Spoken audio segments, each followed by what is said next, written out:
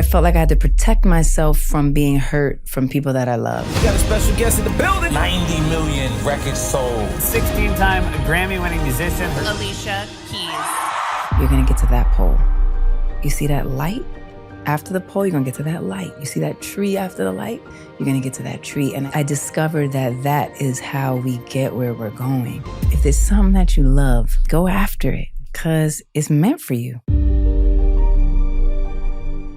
The #1 health and wellness podcast. Jay Shetty. Jay Shetty. The one, the only Jay Shetty. Hey everyone, welcome back to On Purpose, the place you come to become happier, healthier, and more healed. I'm so grateful for the amazing conversations that I get to have, which are all about human evolution, growth, purification, and cleansing. Today's guest is someone who has talked about this at length in her amazing memoir, in her documentaries, in so many forms. And today I'm so excited that we finally have her on the podcast in the flesh, in person, although her voice and her energy speaks through the microphone at any time. Today's guest is the one, the only Alicia Keys, a 16-time Grammy Award-winning singer. Let me say that again. 16-time Grammy Award-winning singer, songwriter, musician, producer, founder of Keys Soul Care, which you'll be hearing about today, New York Times best-selling author, film, television, and Broadway producer as well, accomplished actress, entrepreneur, and a powerful force in the world of activism. Alicia is one of the original founders of She Is the Music, an initiative to create change for women and build an equal future for music. Alicia sold over 65 million records, over 5 billion streams, and built an unparalleled repertoire of hits and accomplishments. Hell's Kitchen, the 13-time Tony Award-nominated original stage musical Alicia diligently worked for 13 years to create, opened on Broadway at the Schubert Theater on April 20th, 2024. Today, we're talking about Alicia's holistic beauty and skincare line, Keys Soul Care, which I can't wait for you all to try. Welcome to On Purpose, Alicia Keys. That's so weird. Like when you do all of that, there's something about it that's just so fascinating. And just, wow. And thank you for having me. And I can't believe we're in the flesh for the first time on this show. On this show. You know what I yes. mean? This is so good. And I love your show. And I love your life's purpose. It's so beautiful. So thank you for having me in your space. I'm loving this. You've been so wonderful to me over the years, honestly. We've had such a sweet relationship whenever we've collaborated. Right. And from day one, you've always been so giving. But seeing as you reacted to that in that way, I wonder whether little Alicia, if she saw that that was her life ahead, what would have been her reaction if she heard all of those things were going to happen in her life? Like, you lying.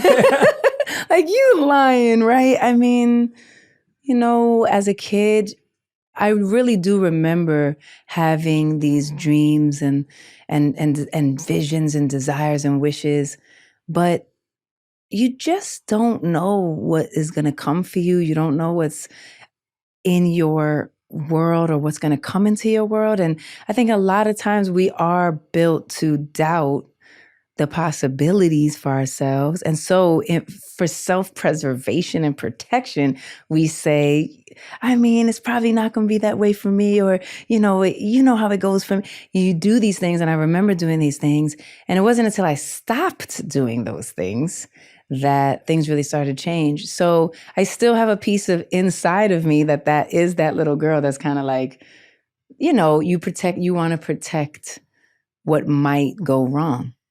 And so I find that I do that sometimes, which maybe is what happened when you just rattled off all those things.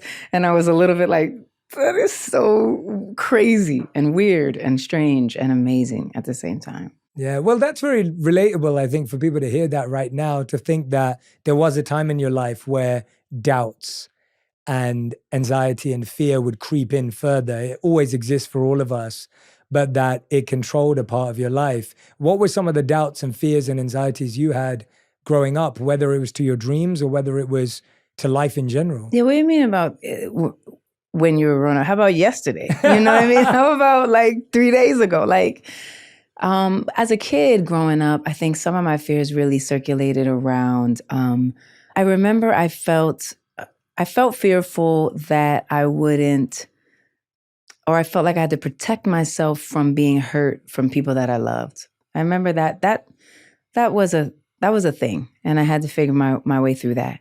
There was a sense of lack that I was worried about. I was worried about this state of lack, or not having enough money, or not having enough, not being able to hold on to what you started to get, or things like that. I had to do a lot of work around that. That was a big one, because I mean, you really can perpetuate that cycle just simply by the fact that you believe it can happen, you know? And so that was a big one. I think that, you know, there was a lot of fear or anxiety or worry around rejection. You know, there was a lot of that, especially as I started to become more a public figure where people, you know, could kind of choose to like or dislike. It was a difficult journey to understand that you're never gonna please everyone, period. And you're gonna tear yourself apart trying to like make sure every single thing is the way someone else wants it to be. But I had a lot of fear about that. And it was a struggle for me. And I wanted to be accepted. I wanted to be liked. I wanted to hear a positive reflection back to me, you know? And so it took a long time to kind of be like, yeah, I can't depend on that. You know, I have to find my own stability. I have to find my own intuition. I have to find what I believe in. And at least I can stand on that. At least I can say, I really believe that one. You know, if it didn't work out, but I really believed it. Yeah. And I'm proud of it. You know what I mean? And that's a big one. You know, talk about even yesterday, I mean, Hell's Kitchen, where we talked about Hell's Kitchen, which is my musical, which has been a big dream in the making. There were moments where I'm like, is this going to work? Like, what if I have this whole vision, I know what I want, but what if for some reason the whole thing doesn't go the way I want? What does that mean? I mean, you have many, many, many dollars. You have investors that you promise them to trust you. Can I carry this? Can I hold this? Can I manifest this? Terrifying. I mean, I would speak to my kids about it just because I wanted them to know that it's scary. You know, it's scary to dream. But does that mean I'm not going to dream it or not going to try it? No, I have to. So tons of things have been that. I feel like so many people who are listening right now would say, Alicia, I feel the same way. I talk to myself in my head and I think, I can't do it. I'm not meant for it. It's not going to happen for me. And at the same time, they have this voice inside of them that says, you're made for more. You're made of more. I know I need to believe in myself. And we kind of feel this internal battle. What was the work you had to do in order to go from someone who was anxious, doubtful, to become someone who manifested this beautiful, incredible, full life? Not that it's easy, not that it came immediately, right. But what was the work in the beginning stages that you had to reorient your mind?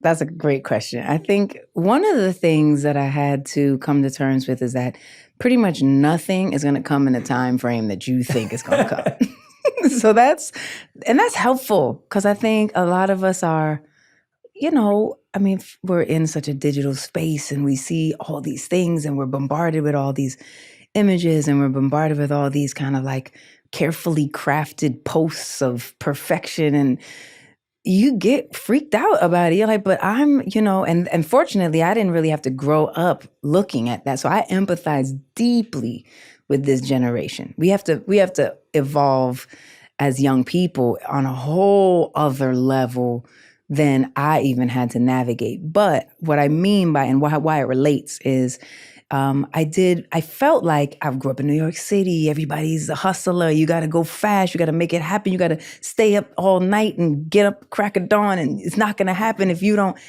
And I realized, wait, you know, as hard as I try to push the thing forward, when it's time, it's time. And if it's not time, it don't matter what I do. It doesn't matter how much sleep I don't get. It's not going to be time until it's time. And so I think that that steadiness of like kind of, you just have to put one foot in front of the other. It's just as simple as that. And I remember when I did my first marathon, I ran in Greece and I figured I'd never do another marathon, so I might as well do something unforgettable. But I couldn't figure out how I was going to make it. Everything hurt. My feet hurt, my back hurt, my lower back hurt, my abs hurt, my body ached, and I couldn't figure out, how am I going to get there? And I remember I was running with my friend who trained with me and helped me, and he said, you see that pole? You're going to get to that pole. You see that light? After the pole, you're going to get to that light. You see that tree after the light? You're going to get to that tree. And it was literally that step by step. And so I discovered that is how we get where we're going. Mm-hmm. Like this increment of small, determined moments. And so I think that, as well as coupled with taking that negative talk out of your space, like being very conscious. It happens, it's in your head, you hear it, you're like, Tell yourself the opposite thing. I mean, that's how I started to really get into affirmations, which I realized that I had to create what I wanted to hear. And oftentimes so many times it's the barrage of everyone else's doubts and fears, and your parents, you inherited theirs, and you inherited all your peers' things, and you got all these things inside you that are not even yours.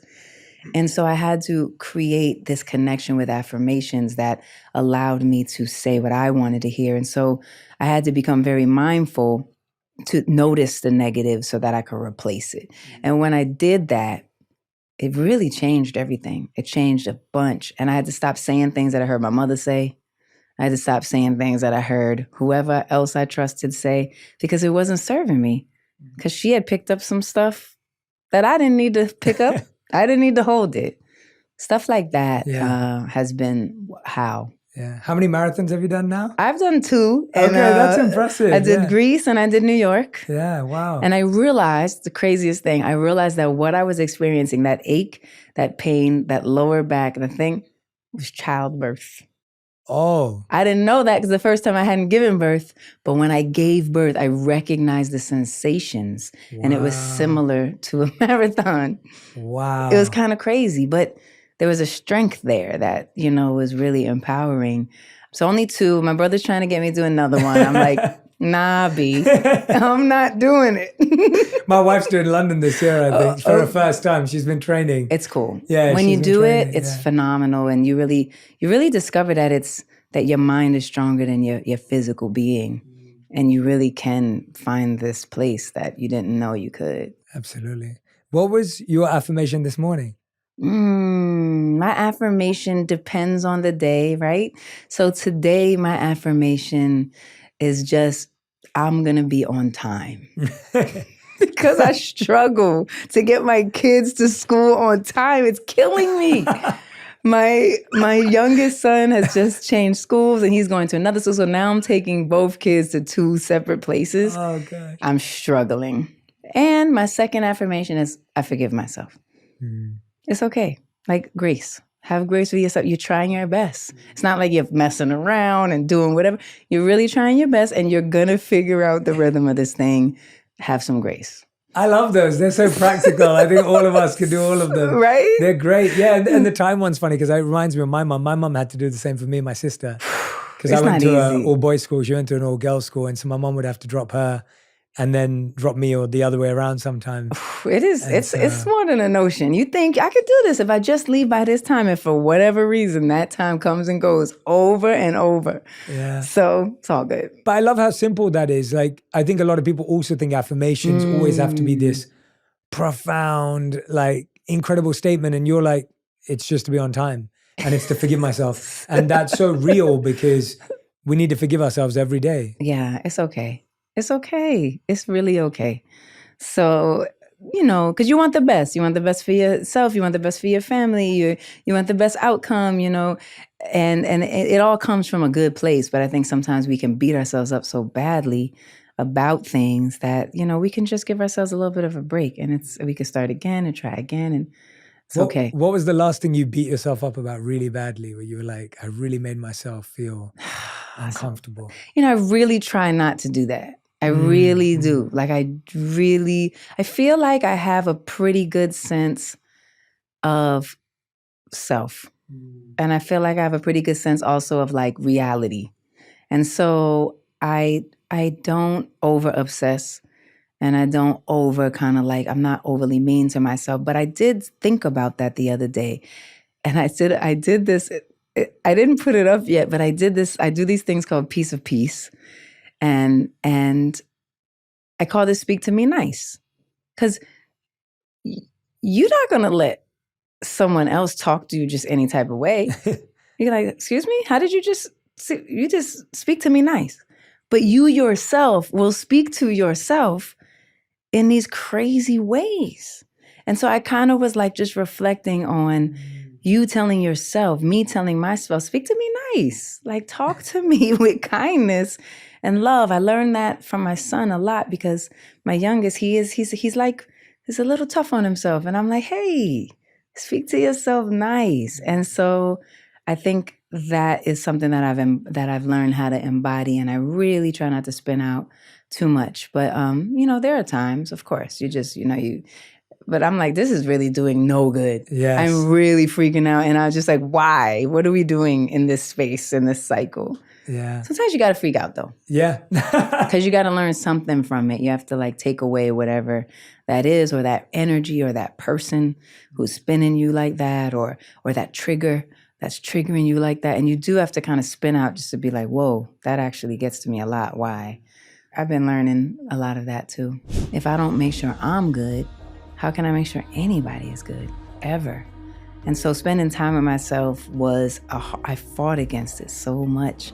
But when I started to do it, I realized that I was more powerful than I'd ever been. You really have to take care of your soul.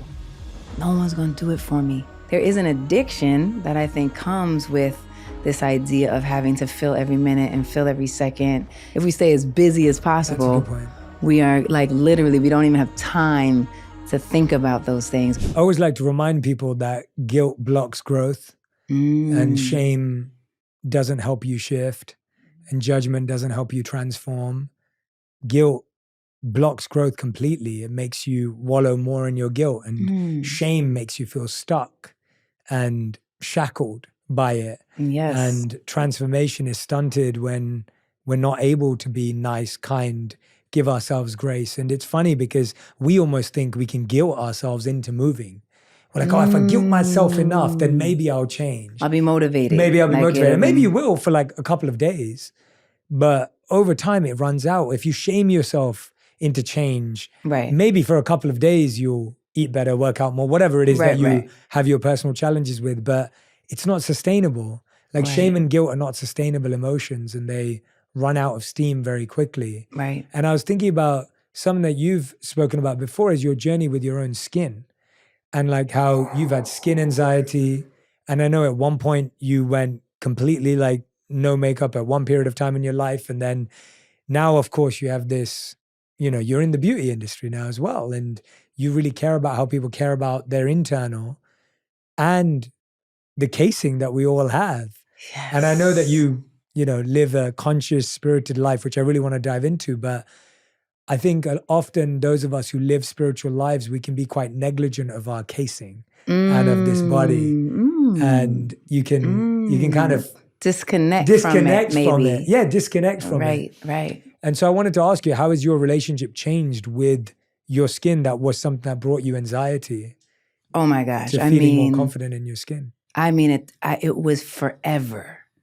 It was literally forever that I really struggled with my skin. And you're a teenager and your hormones and you get it and it's cool. And then all of a sudden I was like 18, and then I was 23, and then I was 28, and then I was 30, and then I was like 35. And I'm like, whoa, when does this thing stop? Like when I thought like 16, 18, 21 maybe, why is it continuing? And it was really hard especially to be in spaces where you would present yourself and you would feel just so self-conscious. I just felt so self-conscious. And I'm like, but there's a big bump right here. And then most people are like, I don't even see the damn bump, but I see the bump right here and it's huge. And it feels really uncomfortable, you just feel uncomfortable. You want to know why too. You want to know what's the matter. Is something wrong? Why? What am I thought I'm? What can I do to help this? And so that definitely caused me a lot of anxiety. I started in the music world when I was 18. And so that was right kind of at the precipice. And then the stress of the whole universe of music was just so much. And I was trying my best to play it cool. And like, I can handle it, I can do it. But it was stressful. It was a whole new world. I had to carry a new weight on my shoulders and try to, kind of like be calm or cool while doing it. And it was tricky. And my skin, I learned that my body reacts to stress. Our bodies react to stress. My personal body physically reacts to stress. Many of our personal bodies do this, which is obviously why even many diseases come to us from stress, because physically it's a physical manifestation of this feeling, which is why it is so important for us to figure out like what gives you peace, what calms you down, what makes you feel safe and like you're in your skin and you're yourself and these type of things. And so, of course, I didn't know what that was for a long time, but I realized that it was these relationships I was attracting, and it was the level of commitment I was agreeing to that left no space for me to reflect or to sleep or to be with my friends and, have those outlets that do give you a sense of calm.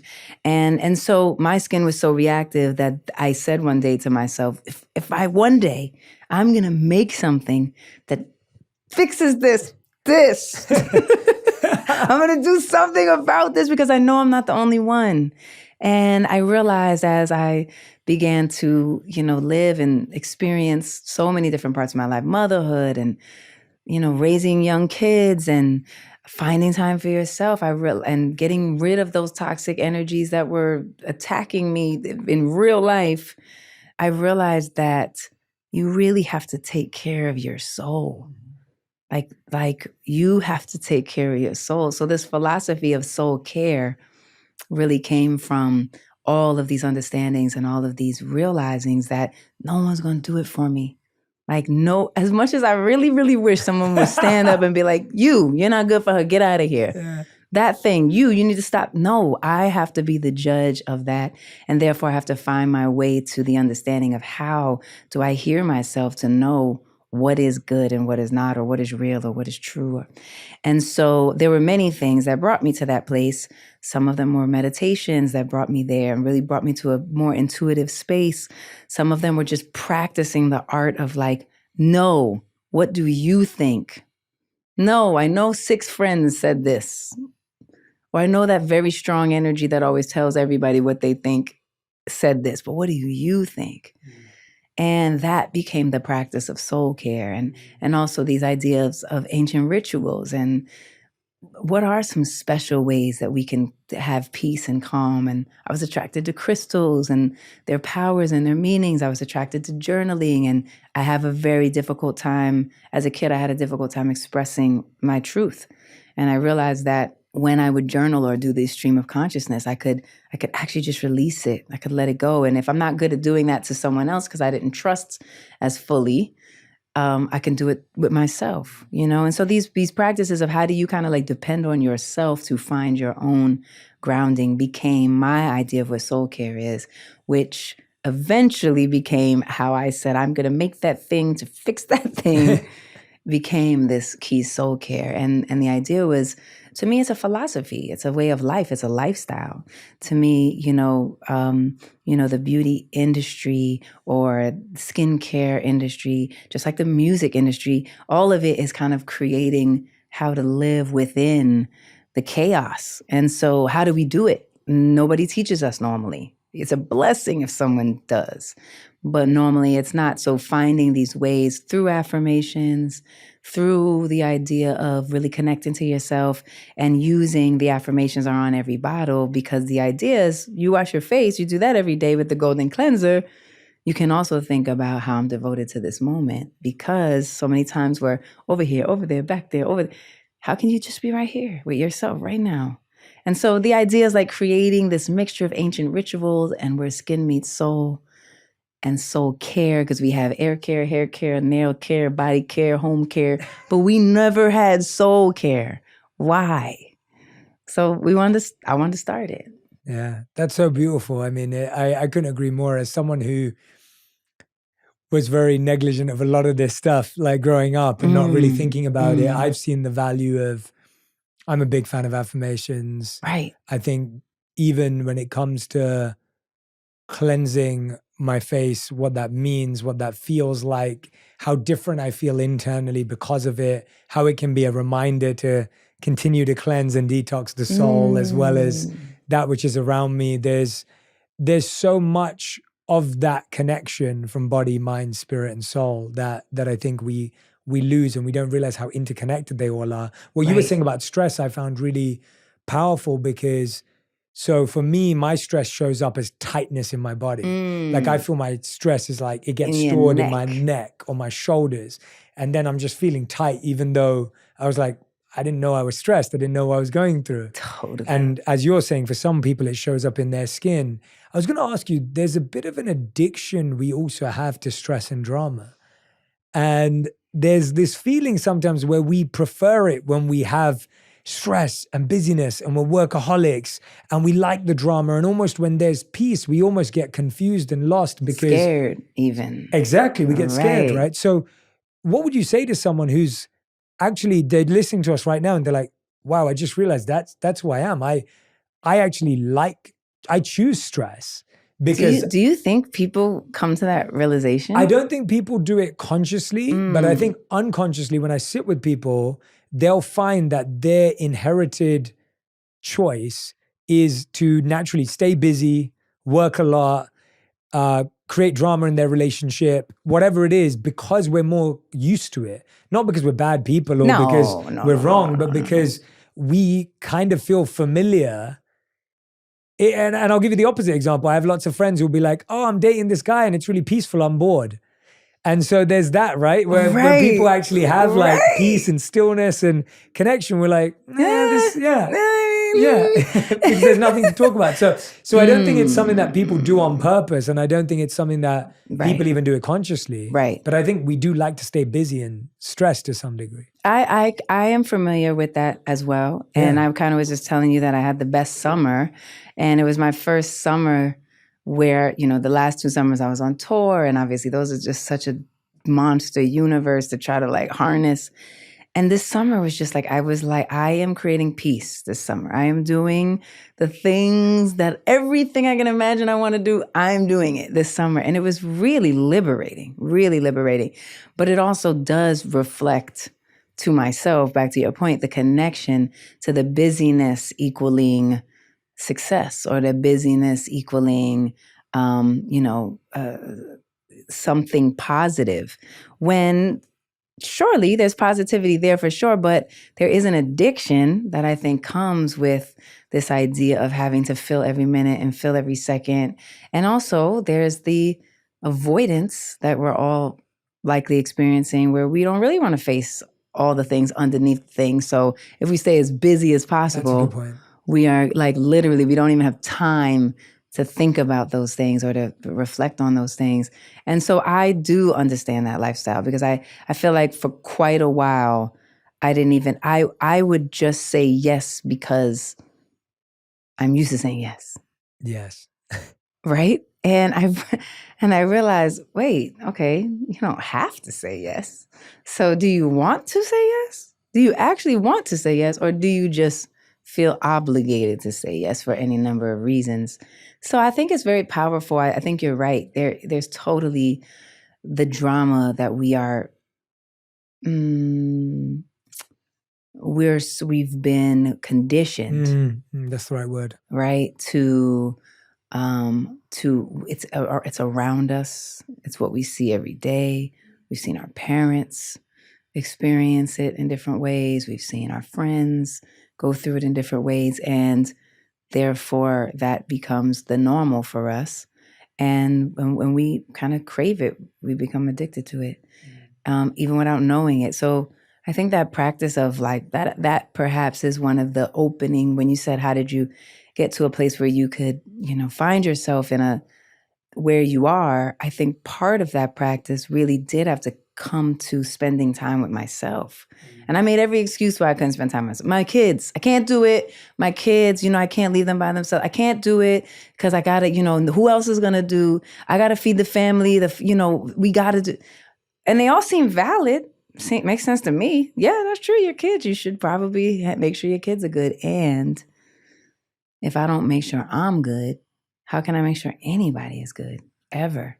And so spending time with myself I fought against it so much. But when I started to do it, I realized that I was more powerful than I'd ever been. And I was faster.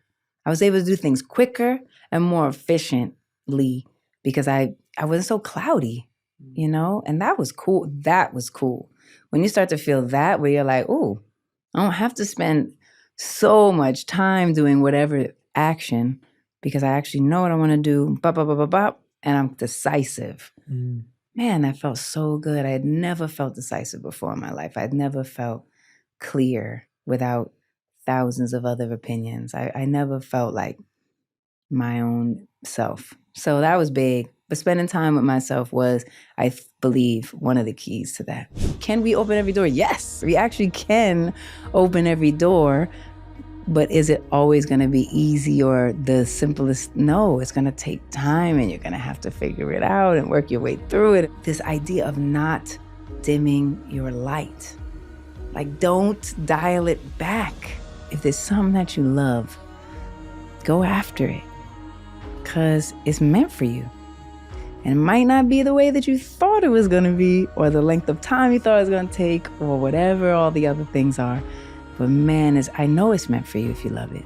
When I'm hearing you talk about how much we have to filter from the outside world, you mentioned a few times your parents, people's parents, like a lot comes from our parents. And I know you spoke about it so beautifully in your book that I got to interview about, which I love. That it was such a beautiful memoir that you wrote a few years back. And I was wondering I always think about our parents giving us gifts and gaps. Like they give us certain gifts and they leave certain gaps. And we end up spending our whole life trying to get other people to fill those gaps and give us the same gifts. And it creates a lot of good things and issues. So I was going to ask you, what would you say are the gifts you got from your mother and father? And what were the gaps that they left and how did they affect you? Ooh, okay, let me sit up for a sec. Fix my shirt real quick. One of the gifts that I got from my mother, I would say, is her strength. I feel like I really bore witness to a woman who was like, not to be with. Like she just really, now I don't know if she wore that as an armor, or what that was, but I found her to be quite like straight and clear and strong, and there was kind of no getting around it. And you kind of just knew, okay, this is what it is. And I feel like I really received a lot from that as a woman, as a young woman, as a woman who would have to be at the forefront of her own life and career and really have to be in my space of power, be around a lot of people that want to take your power, steal your light, lead you in the wrong spaces. I had to kind of be in my strength, and I did receive that from her. What I received from my father was, I think I also received a level of self-determination. Because I had a unique relationship. My mother and my father were not married or together. And so, one, I had to learn that that's actually not unique or different. There's not some kind of like family structure that's like the main one. I think we get painted that picture so much and then we feel so true. We feel uncomfortable that ours doesn't look like that. But so I had to kind of know who I was also, even in our relationship. And so I got a sense of self as well. Sense of self. The gap from the sense of self that I received from my father was probably maybe some feelings of not being worthy. So I received some of that. I had to restructure my brain around. And from my mother, I think I got a sense of fixing. I had to fix everything because in a lot of ways, if she was strong and angry, I had to be like soft and accommodating and kind of fix the situation. And so I think I received some of that, which I also had to rewire. No, I can't fix everything. I just can't. And I can't be in my relationships like that because that's not going to work. Man, took lots of time. But those are my gifts and my gifts. I'm asking that to many people. This is a great question. Yeah, I think it has such a, we don't realize how much of an impact it has on every relationship that comes after those relationships with our parents, and how it becomes like the guiding map of our whole life. And then you look back and you go, why am I expecting someone to give me this gift? It's like, because my parents gave me it. Now I want everyone that loves me to show me they love me in this way. And I want them to fill this exact gap. And if they don't fill this gap, then they don't love me. Because that was where that self-worth you were saying of like, because if you were made to feel unworthy in a certain way, then you think anyone who doesn't show you love in that way, then they don't think you're worthy. But they may not. They're not aware of the gift and the gap. And they've got their own as well. So that's the complex part. Yeah, it's a lot. It's a lot. And I mean, obviously you've been married for what, 14 years now? Yes. I think it's like, congratulations. Thank you. It's amazing. Wow. That's beautiful. We're like, whoa. That's crazy. It's brilliant. I mean, we love it. We love it. Yeah, you look. I always, whenever I see you, both, you seem so happy and joyous, and complimentary to each other. I think what I find really fascinating in relationships is what people end up teaching each other. What would you say Swizz has been able to teach you, and what have you taught him? He's definitely taught me how to be like much more in the flow. Like it's all about kind of the magic of the moment and allowing the flow, like just slide into the slipstream. Let it happen. Like, let it happen.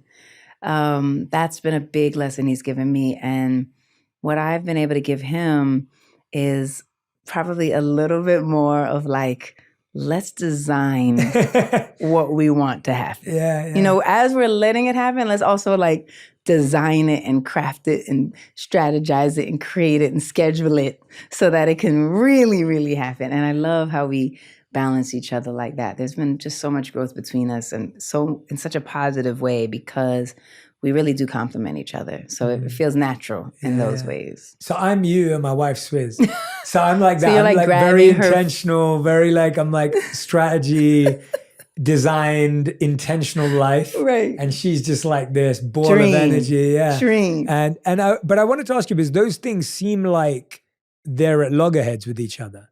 Right? Like they seem like on the outside, that would seem like, well, if he's like, go with the flow, and you're like, yeah, but we need to know what we're doing. What time? That sounds like a terrible matchup. Like that sounds like a fight ready to, explode. Waiting to happen. Yeah, an explosion, because that's completely contradictory in terms of him being in flow, and same with Radhi, like being completely this bundle and ball of energy and joy. And then we're both trying to be more thoughtful and strategic. So how have you allowed each other to operate as who you are and take without feeling like someone's trying to change you, or that you've got to be someone else, or they've got to be someone else? Yeah, no, I think it's a good point. Well, first of all, I think actually it tends to work better when there's two different perspectives, right? Because if you think exactly what I think and I think exactly what you think, then we might get to that place of boredom that we discussed. But what I took from what you said on board, I took almost like there's not a stimuli, right? There's not like the stimulation that comes sometimes. And I think that might happen if you're almost too similar. There's a stimulation from meeting an opposition and meeting like a different way of thinking, and then having to think about it and put it into your world. So yeah, I think that the flow is just because I love how he thinks. And how he thinks is so uniquely him, and it does inspire me. And yet I can still be connected to my own. And similarly, I think how I think does inspire him. He says, let me think about that more. Let me put a little more thought into how we're doing this. And yet doesn't have to take him from his own. So we've ever since the day, our vows were about this idea of loving with an open hand. There's a beautiful thought of loving with an open hand, and that everyone should be free to fly as they want to fly. It should never be a closed hand over around someone. I really like that. It should be this open hand. And so we really have always looked at it like that. He'll always say, she's her own boss. I don't have anything to do with whatever she's choosing. Don't call me and ask me to try to get her. I can't. She's her own boss. So talk to her about whatever that might be. And so there's always been that respect there that we each have our own way of flowing, and it works. It works. Yeah, that's beautiful to hear. And I love that. Did you write that? Was that a poem that you came across? I want to remember where that came from, but I wrote a song about it that never came out. No way. Yeah, and I always loved that metaphor. So do I. Just as when you were moving your hands, for anyone who's not watching, right? Alicia was moving her hands from being open to like holding one of her hands closed, like. And we do that. We like stifle each other and hold each other and demand these things and don't want people to be free to express and feel fear and worry when people are bright and shining. And we feel, sometimes afraid of that they would somehow not need us anymore or not want us anymore. And, but there's this beautiful thing of just being this equanimity. That's what I've always experienced with him. There's like this equanimity between us that I've never felt anywhere else. And it's natural. We just have a similar frequency that we vibrate on, and it just works. And I've been in situations where it's like, man, I kind of have to can you come up here with me, or I have to go, find that. But it's like we're not quite on the same level. And so that means something, finding that frequency that vibrates with you is a thing. Yeah, no, I love that. I wrote a chapter in my last book called Your Partner is Your Guru. And it was, and it's that, I feel that way, like, and I think that the quality that's required so much in long-term relationships is humility. And it's the hardest quality to have with your partner often, where we have our biggest egos. And we say this is the person we love the most, but they're the person we have the least humility with. Like if they don't like what we're wearing, or if they give us feedback, or we're all like, that it hurts the most because it does, because the love is love me.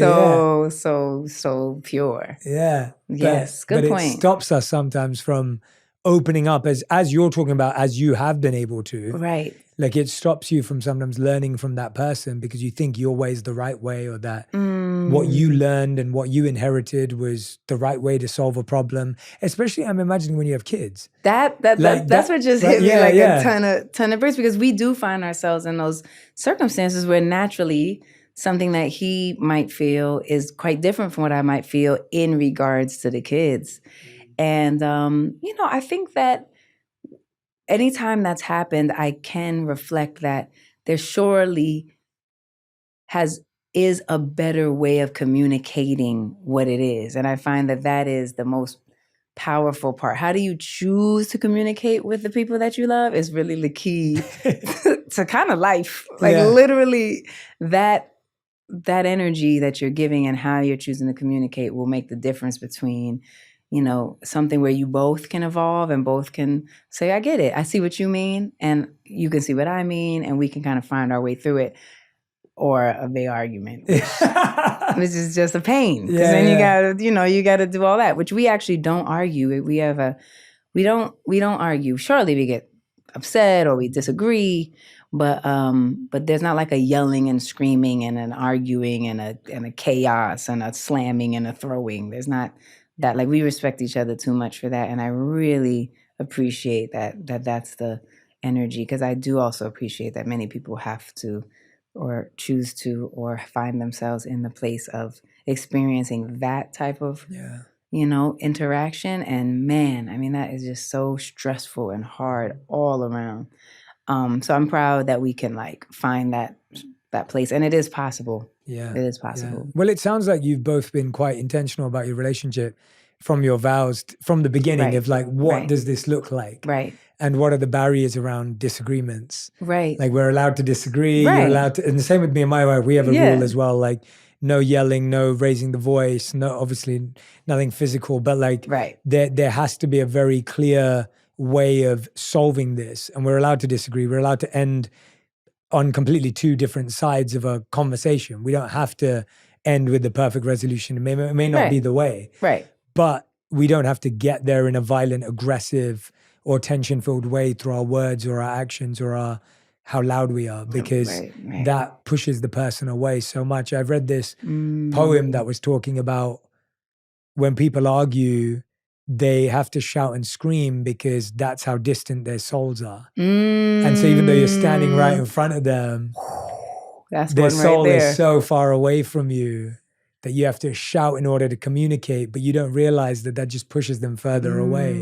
And that actually if you whispered and you were quiet and you would draw them closer. You would actually draw them closer. Ooh, that's a bar. So, yeah, and so I love that. I love that metaphor, and I need to hear this song that you've written about the hands. I'll find it. Yeah, I'll find it. At least I'll send it to you. Yeah. But I'll find it. I really like it. It's special. It's a special song. I wrote it when I came back from Egypt.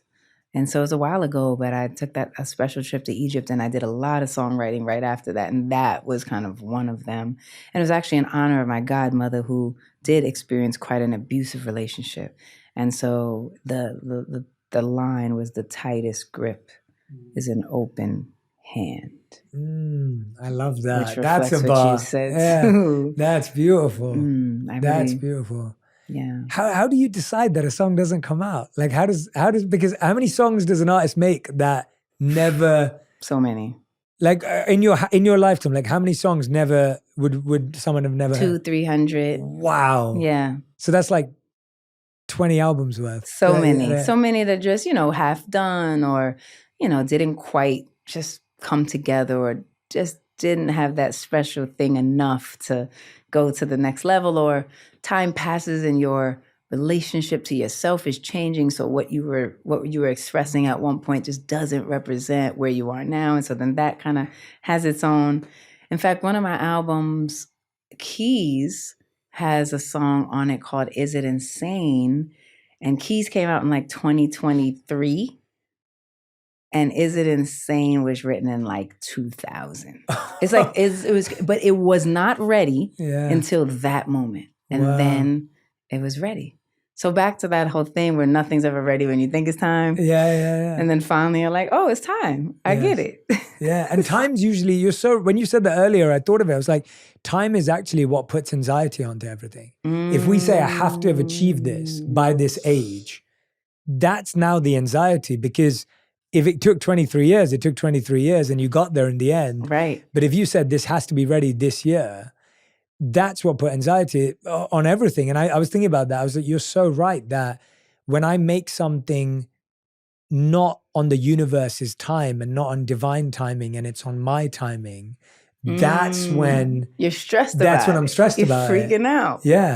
And of course, there are things you have to, like if you have contracts and commitments, and you have to get it in the time. Yeah. You do your best. Yeah. But it's when we're asking or trying to manifest things that we put time on, it changes. You were saying you love crystals earlier. I was wondering, what's your favorite crystal, and where did you find it? How did you learn about them? I feel like you have such a deeply spiritual side, and I want to hear about it, because I don't think we've dived into this before. That's a good one. Yeah. Man, okay, so where did my love for crystals come? First, I think that I've learned that going to these crystal shops, there's something so beautiful about the process. And I remember doing a beautiful book called The Artist's Way. Julia Cameron, I believe her name is, and like tried and true book, like classic. Yeah. And one of the things that was beautiful about it is she says, take yourself on an artist date. So once a week you were meant to take yourself on an artist date, which meant you could go with no one except yourself. And you had to think of what would serve you on that date, which is quite hard for many of us. Like, what will make me happy? Where would I like to go? And crystal shops is what I discovered was one of the things I loved. I loved the peace and the serenity. I loved exploring every name. I found that if I went to one, it would be exactly the one I needed. I would just look at the way it looked, and I would pick it up. I'm like, oh, that's what I need right now. I need more courage. I need more manifestation. I need more clarity. When I did take my trip to Egypt that we talked about, I learned that what was native to where we were was the lupus lazuli, that blue, powerful stone. And I just became fascinated with it. So the more that I discovered, the more that crystals became a part of my life. Even in my son's pocket, I'll put a crystal if he's feeling worried, or if he's feeling or if he needs a little grounding, I'll put a crystal in his pocket, or I'll tell him hold it, just because I do know there is something about the power of crystals. And that, in fact, is one of the most kind of secret parts of Keys Soul Care, because the crystals are infused into the offerings. And we have these beautiful offerings called the Illuminating Serum, which I just love because we need to illuminate as much as possible. And they are really based on these crystals. So one's the Moonstone Aura, and that is so good manifestation. One is the Bronzite Aura, and that is all about courage. And one is the quartz, the golden quartz aura, and that is so each one has these powers that even you should put on your body, in your universe. And I just love that, because there is there is a strength, there is a power, there is a mysticism, there are these ancient rituals. Like our ancestors did these things hundreds and hundreds of years ago, and we've sometimes lost touch with those rituals and those ancient ways. And so I love discovering them, and they really give me a sense of I feel like I have something in my pocket that is gonna help me, and I really, really love it. Or on my body. Yeah, now you can put it on your body. It feels like Keys Soul Care, and it illuminates you, so it also gives you that glow that's just really already within you.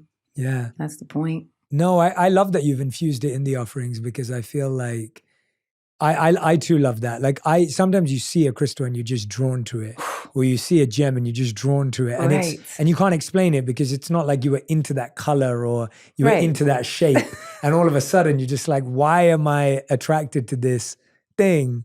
Because you need it. Because you need it, exactly. And I think we've lost the ability to trust ourselves on what we need, because everything's become didactic and tactical and kind of too formulated.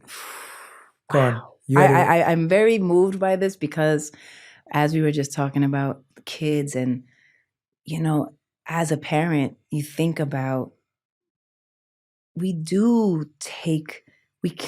have the power to take the trust from people when they feel like they can't trust themselves, because we judge them on something that they've decided. And we do this as adults to each other. We do this as parents to kids. We do this as friends, and we do this thing where we judge a person. And now we've taken away a bit of their trust in themselves, because they feel like, this person made fun of me when I did this. I won't do that. But your instinct was to do this, and you loved it when you did it. You were happy, you were excited, you were giddy. And perhaps we allow people to steal that from us, but many times we're not in a position of awareness. So we just find that we then distrust ourselves. And I think that's a big one, because how can we start to trust ourselves again? How can we practice no, this is good for me. You might not like it. It's cool. You don't have to do it. Yeah. I'm not telling you to do it. I'm telling you I'm doing it. And I think that's really important. And I hope that we can first be a little bit more conscious of always injecting our opinion on everybody, as parents, as friends, as, elders. And secondly, as the people who have to navigate our way through that, remembering that if that was our first instinct and we felt joy with it, then there is something in there to learn or explore or find the color in, or curiosity. And I want us to not forget that. Yeah. That's a big one you just said. No, so well said. I couldn't agree with you more. And I remember when I first trained to be a coach, the number one training was how you don't project your life and your limits onto anyone. Like, that's the core skill, because that's all we do all day. Like someone says their idea and we Yeah, like- project our view to it straight Right. away, right? Like someone's like, hey, I want to be a singer like Alicia Keys. And you're like, nah, it's not going to Yeah, happen. but that's yeah. probably not. Yeah, so yeah. you might as well. Yeah, and it's like, but you have no idea what they're saying. You're not listening to them. There's no learning, and you're just projecting what you feel. Or someone says, hey, I think I'm quitting my job and pursuing my passion on this thing. And you're like, no, don't do that. Like that's risky. And it's like, well, maybe it's Maybe they don't it's see. needed. Yeah, maybe it's needed. Maybe Right. risk is okay for them. But we're so quick, and you're so right that our friends, our family, and we do that to others, and we do it to our partners as well. Like when they're just saying, hey, you know what? I think I need a weekend off this weekend. And you're like, no, maybe there's a few things you need to get done. And they're Right, no, like, actually, you should yeah. probably- And you're so, what you said so beautifully is we stop people from trusting themselves. Like I think that really resonated with me. And I think that's why I feel the fact that you've infused all these crystals into your offerings, I love that because it's a daily reminder of trusting Yes. that when you, I always say this to people, I'm like, we don't use our senses enough.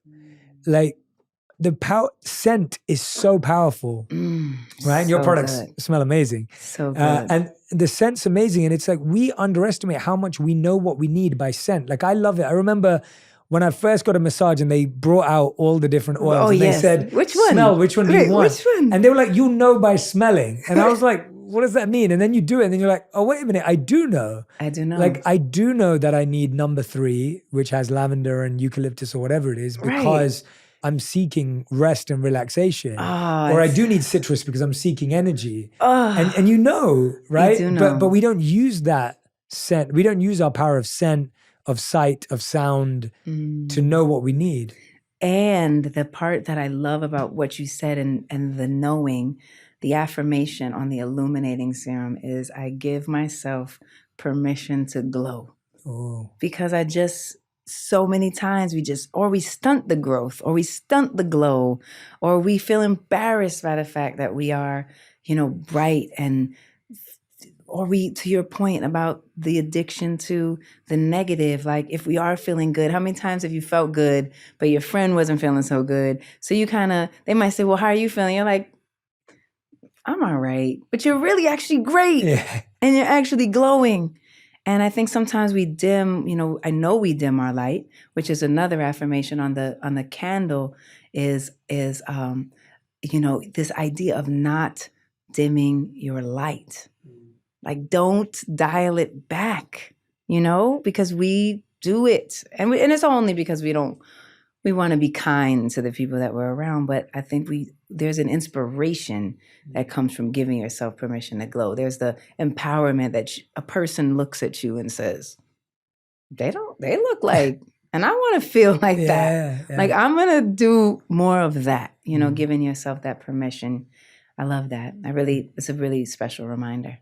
What are your go-to rituals when you are having a day that is just hard, stressful, tough, demanding? What's your go-to non-negotiable set of rituals that Alicia Keys turns to when When it's really, when really it's crazy. really tough? I definitely find that one of my go-tos is for sure a meditation. I just find that I try my best to meditate frequently so that I do find that balances you. You don't have to kind of fix what's happening. You find a continuity with the balance.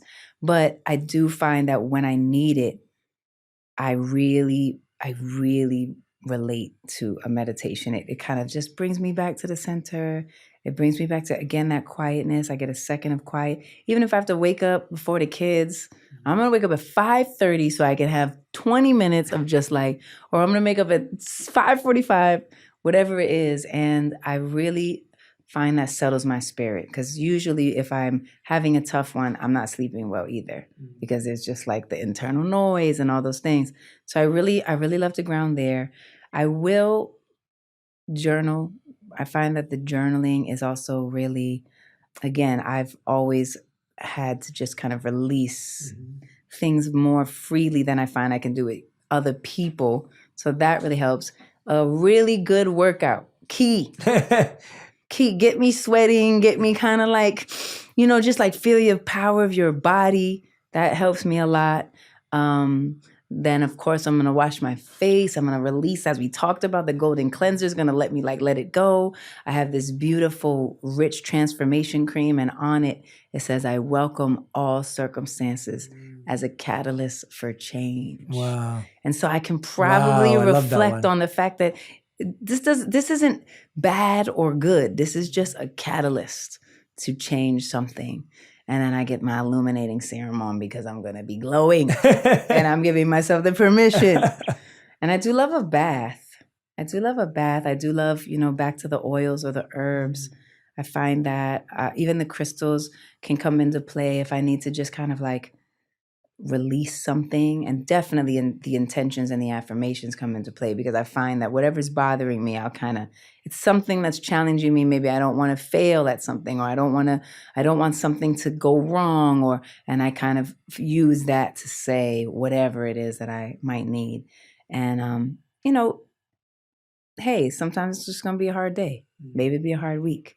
Maybe it'll be a hard month, but doing that consistently, I know I'm fueling myself and I'm pouring in there and I feel better. What works for kids?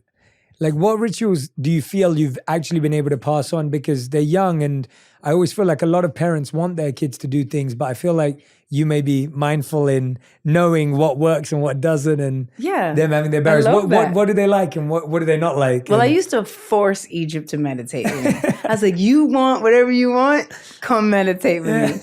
That worked for a while. He's really big now and he's 13. So I feel like I could still kind of push him into it, but it was cool because when I do my meditation, he can say every word, so can Genesis. And even though they don't necessarily do it with me all the time, they know it and they feel it and they hear it. And so I do think that idea of kind of like just sitting with yourself again is a great practice for kids, because it doesn't have to be long, 5 minutes, it's cool, really quick.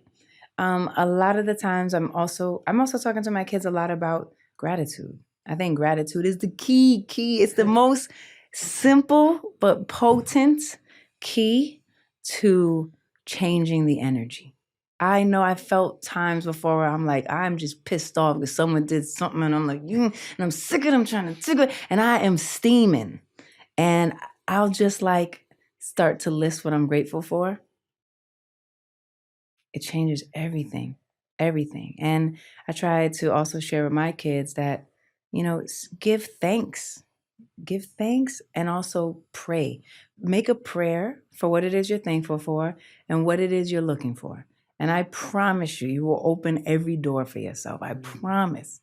Every time I leave the room, my older one, sometimes I'll pray with him. Sometimes I let him, be in his own zone.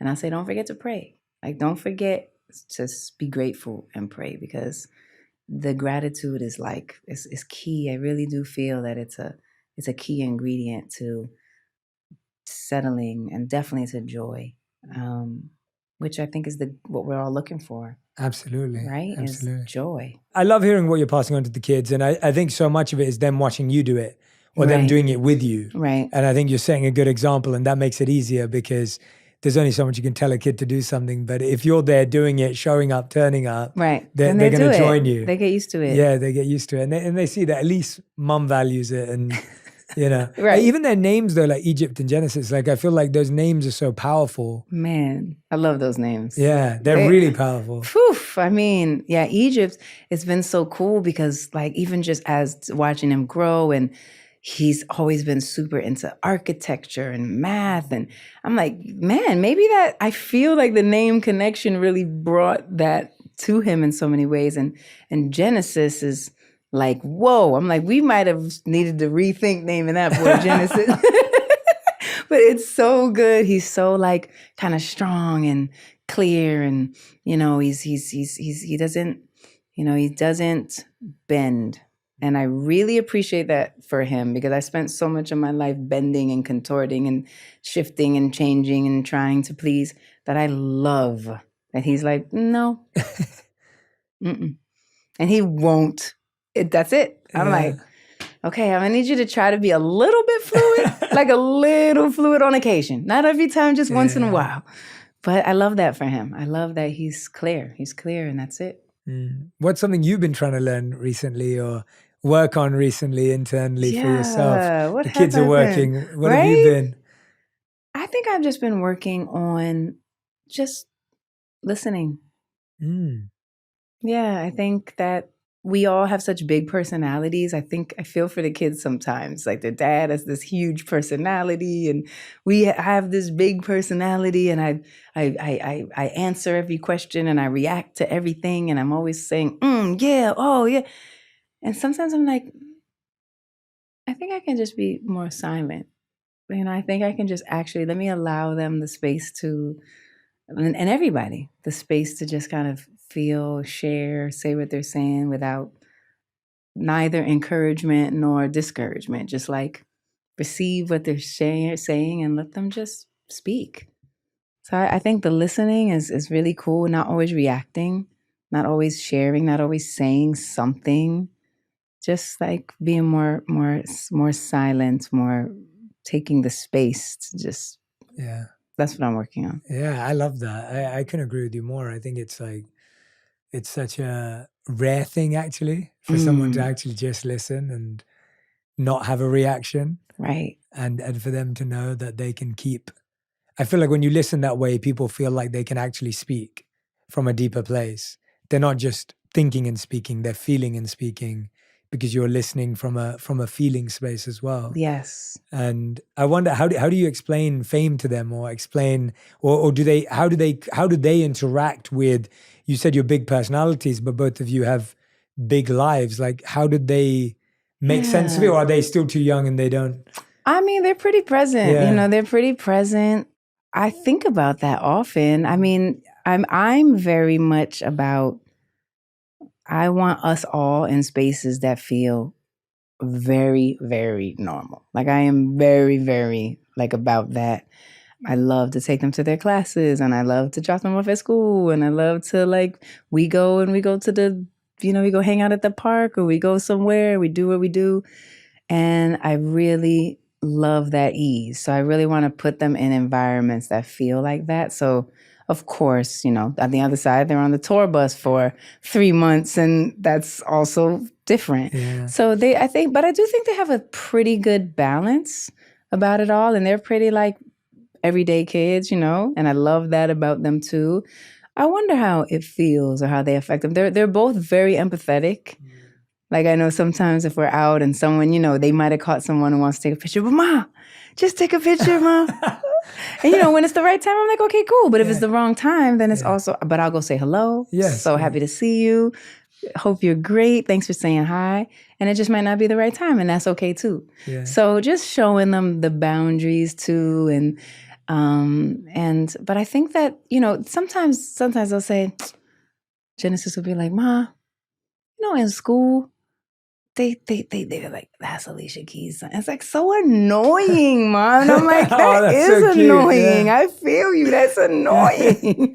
But you could just tell them that's your mom. Yeah. You could just tell them, I see what you mean, but that's actually just my mom. Yeah. So you could tell them that, and then each of, he's getting big and really strong in basketball, and he's doing so many amazing things. He has a great instinct, and really, when we'll walk into a room, it'll be me and Swiss, and if it's in the basketball universe, they'll be like, there's Egypt. They actually are starting to know Egypt's talent, and so it's really good, and it's wonderful that he has all of his own space. Yeah. And I think sometimes he might feel like, that's what I want. I want to make sure that it's not because of whatever else, And so I feel for them, but I think that they're pretty cool about everything. They have a good head on their shoulders, they're kind, they're loving, they're thoughtful. That's beautiful. I'm really proud of them, for all of them. We have a beautiful, big blended family, and I'm proud of all of them because it's each has such a special, unique, cool personality. And I'm just y'all are really cool. I love it. I feel like you've been able to, you've been in the music industry for so long. I mean, I want to know how Hell's Kitchen felt to be able to take parts of your story, inspire, to see your music on Broadway. I mean, that feels like, was it a different challenge? What was that like for you to have to go from recording in studios, making music, traveling to then doing Broadway? Like, what did that look like for you? How were you creatively involved? It was definitely, as you said, it's been a 13-year process. And I think that's made it very cool, like really almost enjoyable, because whereas maybe sometimes because it was such a passion project, I knew it wasn't all going to happen quickly or at once. And so I would be able to kind of take myself out of my like quote unquote normal life and go into this workshop phase with Hell's Kitchen, and I'd be able to figure out like what's the storylines. Me and the writer, the book writer, would get to it, and we'd say, here's the themes and here's the characters and here's the stories, and let's start to build this universe. And then when the director came in, Michael Greif, he was really instrumental. He's kind of like that. Me and Chris Diaz, who's the book writer, are a little bit more the newbies, and then Michael Greif is like the parental figure. He's like, this is what we do. We do this, we do this, we do this. We're good. And sure enough, we'd be like, wow, we needed that. We didn't really know where we were going. Yeah. So he was like a beautiful guiding light. And then as time passed, being able to connect with the Public Theater, who's the theater who did, Hamilton and Chorus Line and all of these incredible shows, even the Softs they did. And, there's so many beautiful things that created another level of like clarity and just like refinement and really being able to bring it to life. So all these things kind of happen in pockets. Like, it'll be a 3-week process and then we'll hold tight for a minute. It'll be a 2-month process and then we'll hold tight a minute. And then it'll be 6 months of just heavy and then we'll hold tight a minute. And so it really gave me the capacity to hold the container for the story and for the meaning. And I would always be able to come back to it and say, this feels right. Or something's wrong about that. We have to figure that out. And then when we brought in the choreographer, she became another part of this beautiful tapestry when she was creating movement around the songs in a way that I just never heard it before. And the orchestrator, who's also been a partner to me in many ways musically, Adam Blackstone, we would create different versions and instrumentals, and I wrote new songs. And so it was all these pieces and parts, and you could start to feel little by little how it was all the right timing. But I feel like the biggest, I wouldn't call it a challenge, I'm looking for the right word, the biggest growth or? Yeah, maybe the biggest growth or the biggest awakening that I had with it was realizing that I could take this moment and I could almost take everything that I ever didn't do right and I could fix it. I could learn from it. I could take it, the knowledge, and I could put it into this process and I can fix it. I could do it right because I actually had the experience. And so the intellectual experience that I had gave me the ability to really look at it in a way that I had truly never had before. And then because of that knowledge, really cultivating the strongest team of really awesome people in this particular universe to assist me as a newbie, as a person who hadn't quite traversed this path yet, was so inspiring and enlightening and empowering to really see that when everybody is the best at their field, you really can create something that truly is magical. And so I learned so much from it. And obviously that's been years and years and years and years and years. And even just seeing it off Broadway and having to navigate our way through how can we perfect the story, and there's still more to perfect, there's still more to craft, and doing that and being open and listening and really just being open to was tremendously rewarding. Wow. So that day when we got that announcement that we had been nominated for 13 Tonys, it was freaky. The 13, it was just all like, something's really divine here. Wow. And it was unbelievable. So it's been such a hands-on. I mean, I am notoriously anal, but in the best, most loving way. Yeah. Because I know what it's supposed to be, and I'm not going to let it go until it's right what it's meant to be. Have you always been like that with all your music since day one and everything? Yeah. Yeah. It takes that. Yeah. That's what it takes. Yeah. And I've also learned how to like back off too. Like, you know what? Let it flow, let it vibe. It's okay. You got to back off of it sometimes. But I am definitely a smidge of a control freak for sure.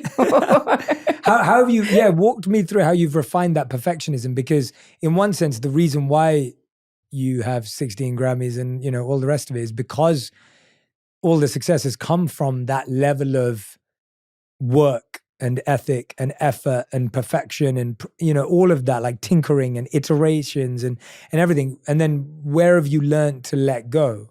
Or where have you, what is it that you've done to flow? At what point do you allow it to flow? If someone's listening and they're like, Alicia, I'm a perfectionist too. Right, And what do I don't, do? yeah. I think that, you know, definitely having the vision for what you want to create is wonderful. And you likely are the only person that has that vision.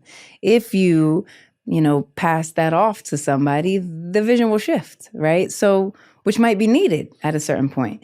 But I think being comfortable saying, I really have this vision, I'm very clear about it, and following that is wonderful. Then I think starting to let other special, not just anybody, but special folks who you realize they're additive, you know, that what you create together or what they bring to the table can enhance the vision. It is important to let that in, because if you don't let it in, you're going to actually steal from the vision ultimately. So I think that has been a beautiful process when you know that feels right, you know.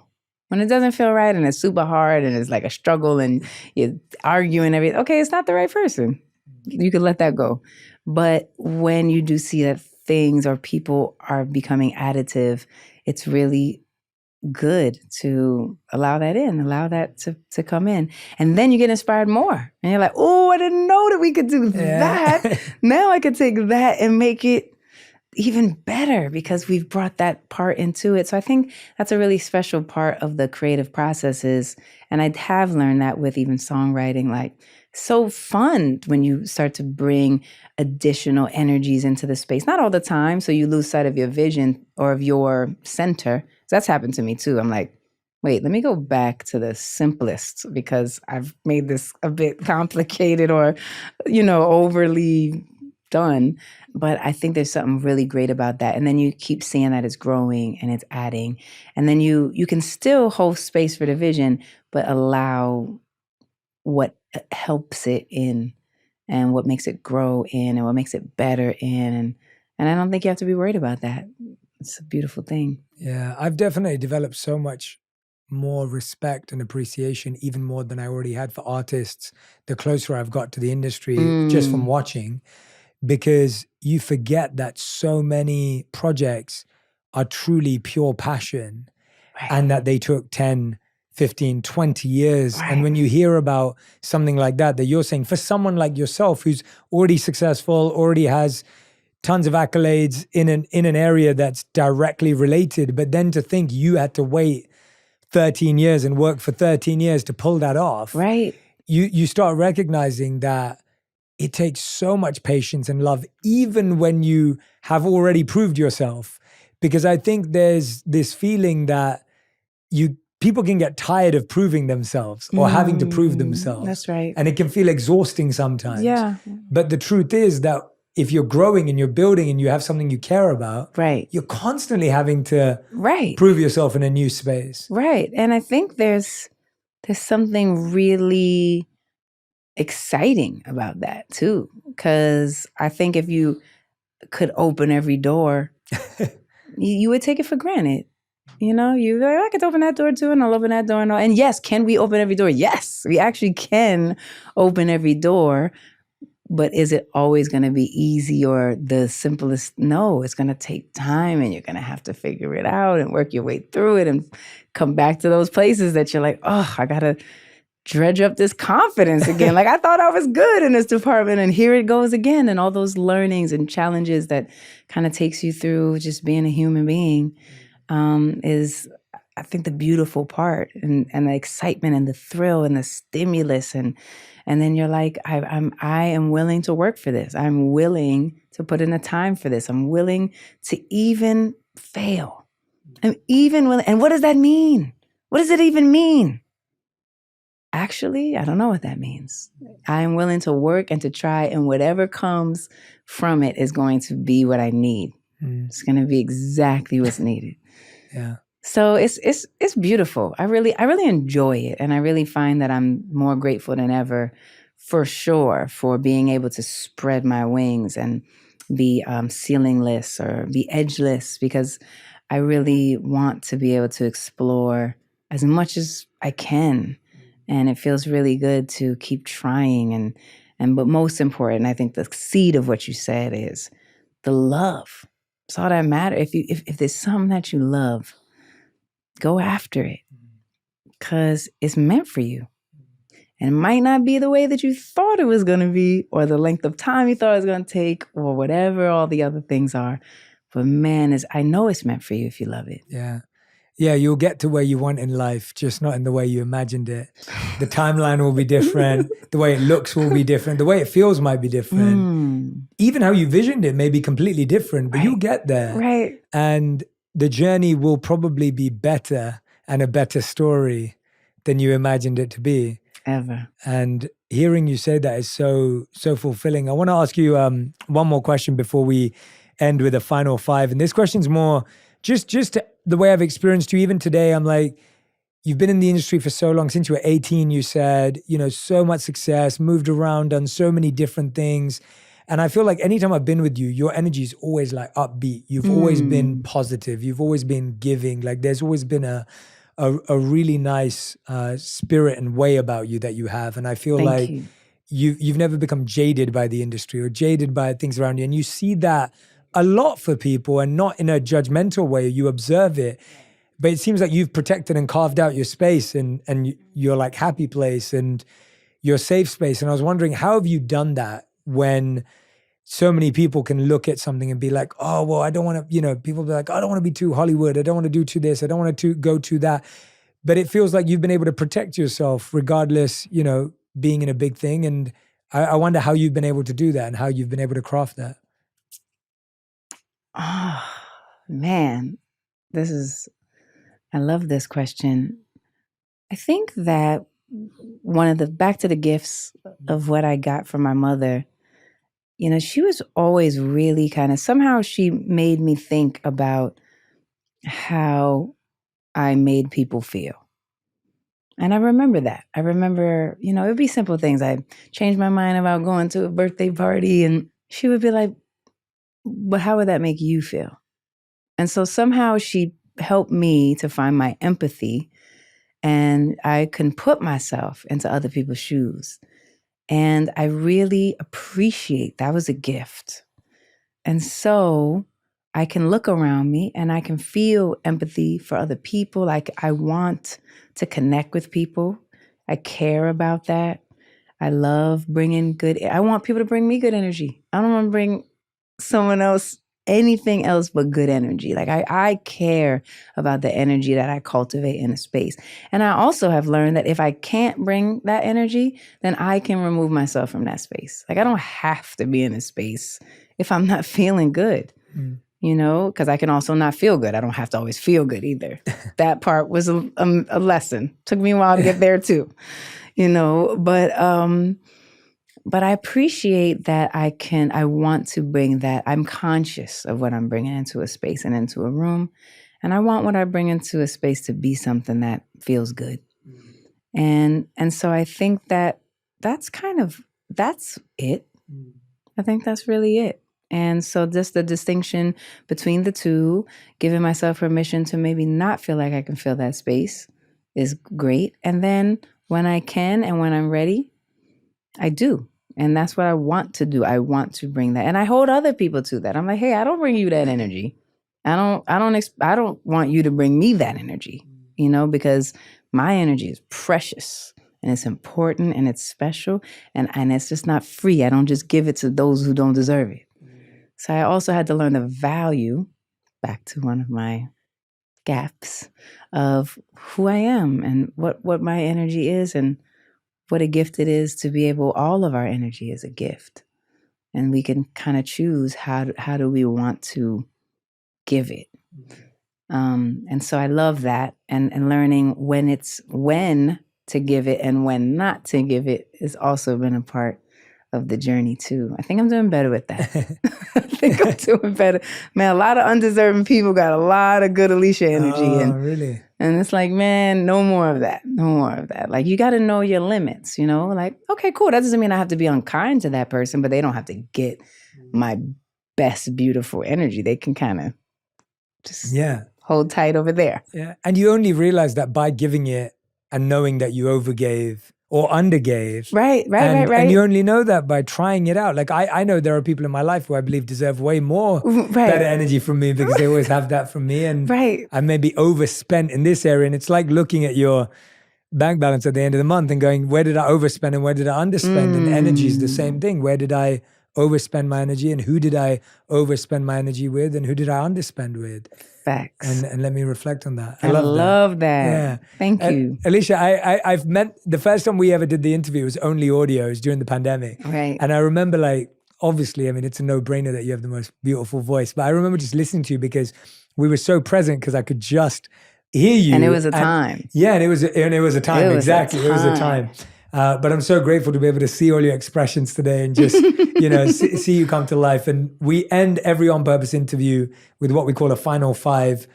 Every question has to be answered in 1 word to 1 sentence maximum. 1 word to one sentence. Yeah, but I'll probably ask you for more because I always break my own rules. All right. I'll try to be swift. I'm not good at that. Yeah. It doesn't matter. It's fine. Alicia Keys, these are your final 5. So question number 1, what is the best advice you've ever heard or received? Nothing before its time. My grandmother, nothing before its time. I love that one. Question number 2, what is the worst advice you've ever heard or received? The worst advice that I ever received was that I had to kind of change myself to be accepted, or that had to, even if I felt uncomfortable, I should do a thing because it's what, was going to be best received. Yeah, it's good to hear. I always like to make a list of all the worst advice everyone's had because people are going to hear it again. Right. And hopefully they'll remember this moment when they hear it. It's a good book. Yeah. Question number 3, what was it like to perform at the Super Bowl?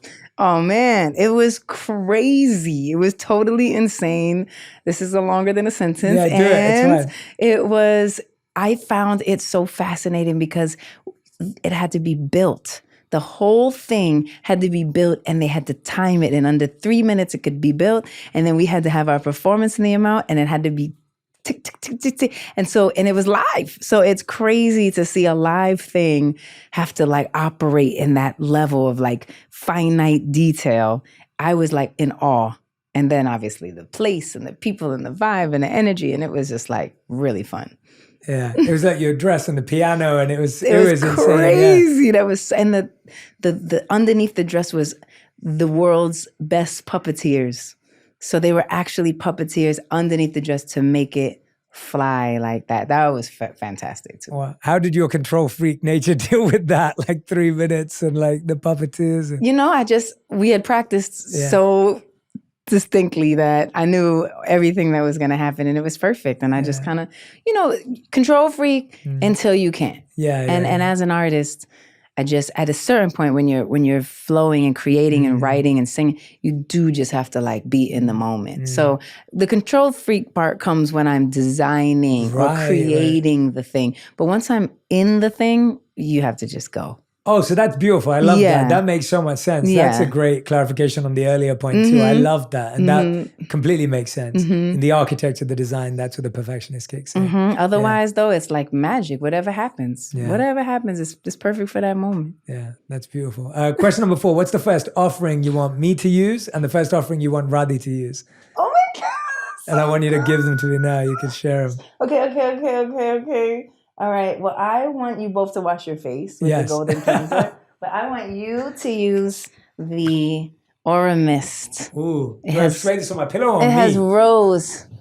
Ooh. I think we might start spraying this in the studio every time someone comes in. And literally it just calms you instantly. The scent's beautiful. And I'm as free as the air. Ooh. So is that the affirmation? That's the affirmation. I'm as free as the air. And you always are as free as the beautiful. air. But that's just a beautiful reminder. And Rania, my best friend, Yeah, that's beautiful. these are the Let Me Glow serums. And this one, I think, is the Bronzite. I give myself permission to grow. The Bronze Aura. So she's going to get all 3 of these. Okay. Because she's glowing and she's so spectacularly authentic. I just adore her. So let me glow in all of the shades so that she can just be like ting, ting, ting, ting, ting, because she already glows. So we'll give that to her. I can't wait to see her. I love it. I can't wait for you to see her as well. That's beautiful. Thank you so much. We're so excited. And Thank you for sending so much for my team as well. They're excited to let use everybody it as well. So glow I know, we up. appreciate it. Appreciate it so much. 5th and final question. If you could, we ask this to every guest who's ever been on the show. If you could create one law that everyone in the world had to follow, what would it be? I think my law would be that you cannot hurt another being. You cannot hurt them physically. You cannot hurt them emotionally. You cannot hurt them. You cannot hurt another being. There's no reason. There's no difference. There's nothing that allows the physical or emotional or spiritual, negligence or hurting of another being. I think that's a great law. It's a great law. And then we'd actually have to look at why we'd want to hurt others and where that comes from, and then actually heal our own hurt as well. That's incredible. I love that. Yeah. That would be really amazing if we could look to that. It's beautiful. Alicia Keys, thank you so much. It's I'm the best always ever. happy when I'm with you. Thank you. I've always enjoyed collaborating, and if only I could sing, It's we'd be doing a song. I know, it's but just, this is our song. Yeah, that's our song. I'm so grateful, and I'm so excited for people to use Keys Soul Care and to have access to it and to transform their heart, their soul, their mind, and their body through this beautiful new offering. And even the intentionality, I was looking at how everything's called an offering. There's no products. It's called rituals, not just routines. I love all of that to it. And I think I do believe that physical, and I'll call them products just for what I'm trying to say, but I think physical products are so important to remind us of what to do internally. Yes, and we we use do them every day. We do call them product offerings, so you can kind of like gel the two together. But you're right; it's like the physical embodiment, the embodying of the philosophy or the practice, and I love that. And you live that. You guys live that. And thank you for this for these questions that also made me pause and think about how I wanted to share them. And I love this show. This show is so good. But you know that already because it's like a smash. So what? No, you're the best. It means the world. Thank you for trusting me. Absolutely. Genuinely. Thank you so much. Thank you for trusting me. You too. Thank you. Big love. Amazing. If this is the year that you're trying to get creative, you're trying to build more, I need you to listen to this episode with Rick Rubin on how to break into your most creative self, how to use unconventional methods that lead to success, and the secret to genuinely loving what you do. If you're trying to find your passion and your lane, Rick Rubin's episode is the one for you. Just because I like it, that doesn't give it any value. Like, as an artist, if you like it, that's all of the value. That's the success comes when you say, I like this enough for other people to see it.